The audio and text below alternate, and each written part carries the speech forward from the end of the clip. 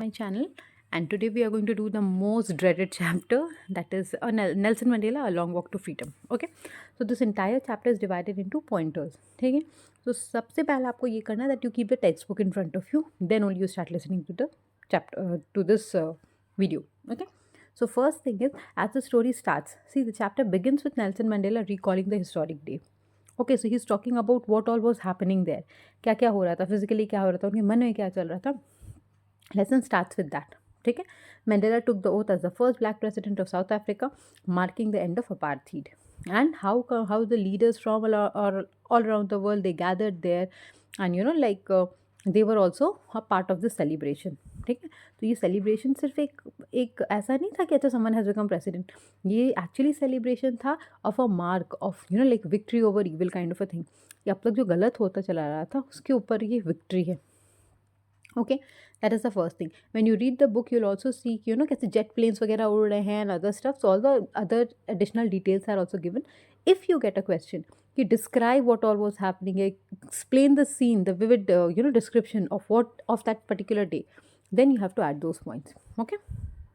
Then he's talking about the significance. Why is that day so significant? So Mandela is highlighting the emotional and historical significance because historically it's very important. Understood? So it is actually symbolizing freedom, equality, and victory of justice over oppression. He's reflecting the journey. कि कैसे from the bondage they are actually moving towards freedom. Okay. And then he's talking about apartheid and its impact. So a very common question: why is this racial discrimination, या apartheid, considered as inhuman act or the most worst of something? Some एक word is there, I don't exactly recall. उसका answer आपको इधर ही से मिल जाएगा कि why is this considered so? Because it is oppressing black South for decades. They have been oppressed by white skinned people कई सालों से, and the treatment that they used to get, so they were not considered as human also. ठीक है, ये है. Then as you move forward, you will get this one section where he's talking about courage and freedom. So very common question ये आता है आपका कि how is he describing as courage, how is he describing courage, what is freedom according to Mandela. So when you will refer to these notes, you will see कि आपको pointers, you are getting direct answers.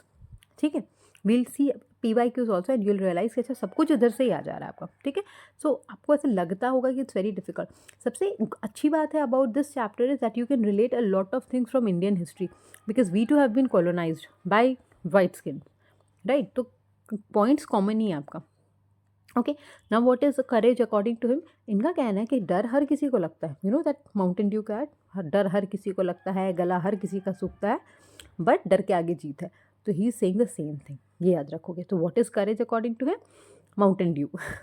Right, कि everyone is scared of something but it is that person who is courageous who overcome that fear, जो आगे बढ़ पा रहा है उस डर से. ठीक है. एंड फ्रीडम के बारे में वो क्या कहना है कि फ्रीडम भी it's not something that is there मतलब ओनली फॉर मी. ना समझो कि इस बात को, फ्रीडम के बारे में उनका ये कहना था ना कि when he was a kid, तो जब हम बच्चे होते हैं ना तो हमारे लिए फ्रीडम का मायने कुछ और होता है, पर धीरे धीरे करके फ्रीडम का डेफिनेशन चेंज होता है. तो जब वो छोटे थे तो उनके लिए फ्रीडम था कि कॉर्न में घूम रहे हैं, आई मीन फील्ड में घूम रहे हैं, वो कॉर्न रोस्ट कर रहे हैं, other stuff, and he was like allowed to do all that, he was okay with that. जब वो थोड़े बड़े हुए तब उनको था कि कॉमन राइट मिलना चाहिए, मुझे भी पढ़ना है, and I want to get married to that person, इन सब का फ्रीडम हो.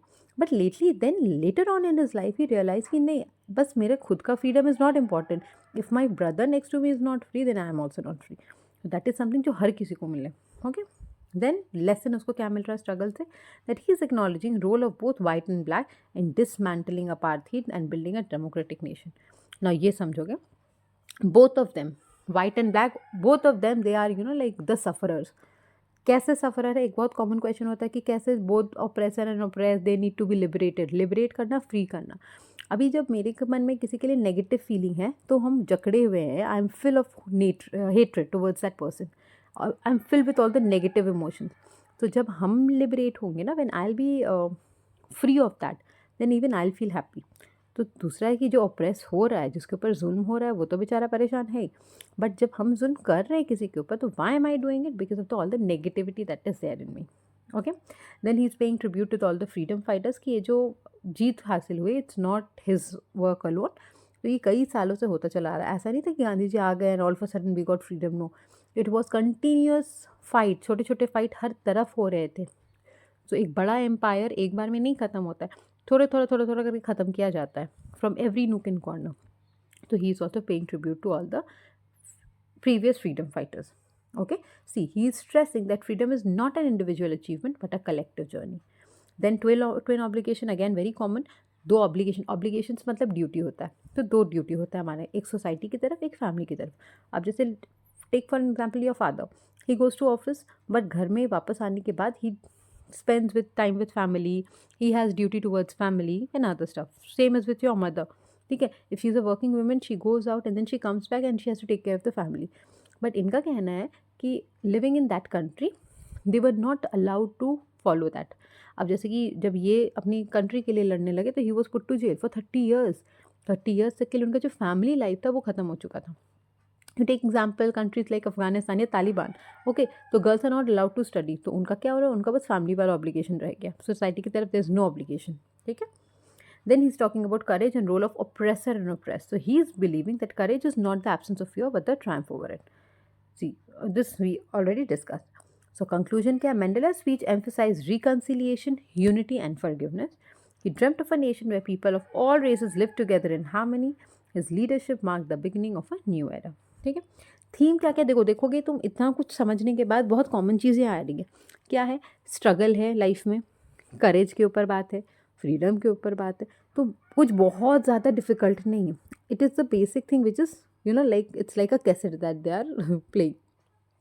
कुछ चीज़ें हैं जैसे कि उनका डेफिनेशन क्या है for apartheid, why is it called inhuman, that is again because किसी को राइट छीन लिया जा रहा है to be human, they were not treated as human also, right. पूरी तरह से टॉर्चर किया जा रहा है, no basic right to live, तो ऑब्वियस बात है इट्स डी ह्यूमन, राइट. वो हो गया आपका. उसके बाद आपका सैक्रिफाइसेस क्या क्या कर रहे हैं वो लोग, फ्रीडम क्या है, किसी को माफ़ करने की क्वालिटी क्या हो रही है, तो ये सब सभी एक ही बात घूम रहा है.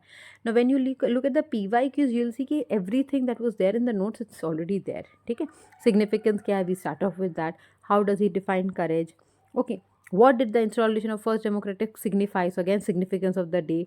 2 नेशनल एंथम्स क्यों गाए गए जा रहे थे, how is he paying tribute, and what does he mean by twin obligation.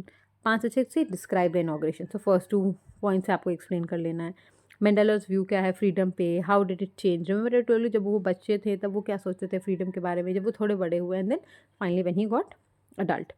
Courage is not the absence of fear but triumph over it. Explain. Mandela's life and struggle reflect the themes of sacrifice. So आप देखोगे जितना भी question, you can pause the video and read the question, you will realise कि whatever we discussed so far, it is there only, कुछ भी अलग से नहीं है. ठीक है. Now let's look at few inter chapter question आजकल जैसा आ रहा है as per the trend. So first we have related long walk to freedom with letter to God. तो letter to God में क्या था, faith in God, उसका theme सोच लो. इसमें क्या है आपका faith in human, see faith in humanity and लेंचो's faith in God. तो जैसे लेंचो का था ardent faith in God कि पैसे तो मिलने ही at any cost. इसका क्या था कि आप कितने भी टॉर्चर कर लो, see he is feeling bad for me after torturing me, तो again he is going to melt for me, तो ये तो कभी ना कभी he is going to feel bad for me, he is going to change. ठीक है. तो that was his faith. Long Walk to Freedom and Dust of Snow, तो उसमें भी क्या स्मॉल चेंजेस है वो सिग्निफिकेंट होते हैं लाइफ में. डस्ट ऑफ स्नो का यही है ना कि हमेशा ज़िंदगी से कुछ ख़राब नहीं रहती, there is always a silver lining. तो अभी भले ही टेम्पररी आप स्ट्रगल कर रहे हो but you keep striving for it and time will change. Common theme हो गया आपका. Then long walk to freedom and fire and ice. See here, how do the themes hatred and destruction is faced discussed in Fire and Ice and Nelson Mandela's first fight against apartheid. वो लोग दोनों कैसे related है. See, Fire and Ice है वो explore कर रहा है hatred can destroy the world, and ये resonate कर रहा है कैसे नेल्सन मंडेला के केस में, क्योंकि वहाँ पे भी it was just hatred. and किस चीज़ का hatred है, just because you have black skin, तो that is not even in my control. उसको लेकर के someone is hating me and that is leading to destruction, that is leading to so many years of struggle. Second last is Nelson Mandela and Amanda. अभी देखो Amanda के लिए freedom क्या है and Nelson Mandela के लिए freedom क्या है, तो ये दो एकदम कॉन्ट्रास्टिंग आइडिया. अमांडा के लिए उसका अपना लाइफ फ्रीडम था, he is not bothered about anyone, whereas Nelson Mandela के केस में उसका लाइफ सिर्फ उसका फ्रीडम ही इम्पॉर्टेंट नहीं है, he is thinking about everyone around him, right. Last is about Nelson Mandela and ball poem. ये क्या लेसन वो लोग सिखा रहे हैं हम लोग को कॉन्सेप्ट ऑफ लॉस के बारे में. सी बॉल पोएम में boys learns to accept loss and grows from it, and Mandela discusses loss of freedom and lives under apartheid and teaching that resilience and unity can overcome even the most devastating struggles. Okay, so ये सब कुछ common question थे theme वाले. I hope that you have understood the chapter. I still request कि आप please text सामने रखो and then you listen to the chapter. Okay, so till then, bye bye, take care.